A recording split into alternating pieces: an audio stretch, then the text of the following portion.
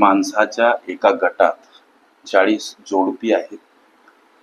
उरलेले एक एकटे लोक आहेत. एक एकट्या पुरुषांचे एक एकट्या स्त्रियांशी असलेले गुणोत्तर 2:1 आहे आणि पुरुषांच्या संख्येचे स्त्रियांच्या संख्येशी गुणोत्तर 3:2 आहे. तर गटातील पुरुषांची संख्या किती असा प्रश्न सोडवायचा कसा? लेकरांनो लक्ष द्या. काही प्रश्न बाय ऑप्शन सोडावे लागतात, जसं की हा प्रश्न.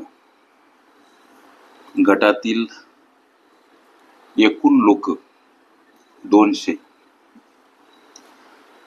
लक्ष द्या बरं का. पैकी 40 जोडपी, पैकी 40 काय आहेत? जोडपी. आता 40 जोडपी म्हणजे नवरा बायको म्हणजे जोडपं. या 40 जोडप्यामध्ये पुरुष आणि स्त्री. इथं पुरुष 40 आणि 40 स्त्री. 40 जोडपी म्हणजे जोड. दोन वस्तूच्या संयोगाला जोड म्हणतो आपण. जोडणे. ठीक आहे. आता हे 200 मधून 80 वजा करा. ही जोडपी किती हो? 40 वजा बाकी. आता गटामध्ये 120 जण राहिले. लक्ष द्या. हे 120 जण म्हणजे स्त्री पुरुष आहेत, एक एकटे, ज्यांचं गुणोत्तर गणित म्हणते 2:1. म्हणून 2:1 हे पुरुष आणि स्त्री. या एक एकट्या पुरुष आणि स्त्रियांचं गुणोत्तर 2:1. करायचं काय? हे सगळं तुम्हाला माहित झालं. आता 2x अधिक 1x बराबर हे 120. या 120 मध्ये पुरुष किती, स्त्री किती?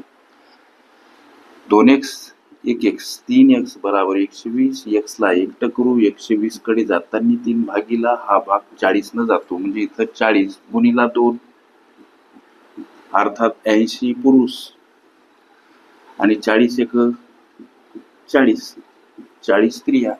यांचं प्रमाण बघा. 40 एक 40, 40 दोन्ही 80.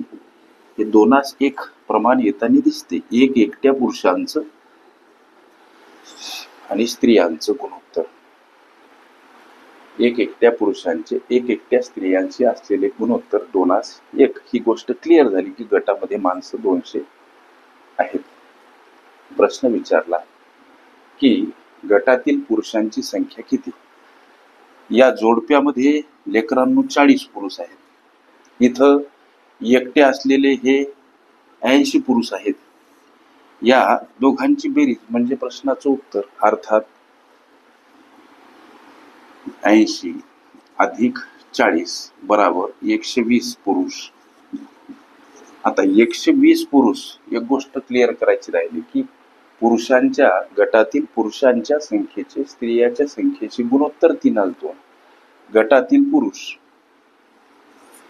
लक्ष द्या, आणि गटातील स्त्रिया. गटामध्ये पुरुष आहेत 120 आणि अर्थातच गटामध्ये एकूण जर 200 लोक आहेत, त्या 200 मधून 120 वजा केले तर अर्थातच स्त्रिया 80. आता पुरुषांच्या संख्येचे स्त्रियांच्या संख्येचे गुणोत्तर 3:2 येते का? बघा. 40 गुणीला 2 80, 40 गुणीला 3 120. म्हणून गटातील पुरुषांची संख्या कोणती? 120. लेकरांनो लक्ष द्या. हे या प्रश्नाचं उत्तर पर्याय क्रमांक C मध्ये दर्शवलेलं आहे. ओके. संकीर्ण प्रश्नसंच ही माझी प्लेलिस्ट अवश्य बघा. त्यामध्ये विविध स्पर्धकांनी विविध अंगांनी विचारल्या संभाव्य अशा असंख्य प्रश्नांचा सराव तुम्हास करता येईल. ओके.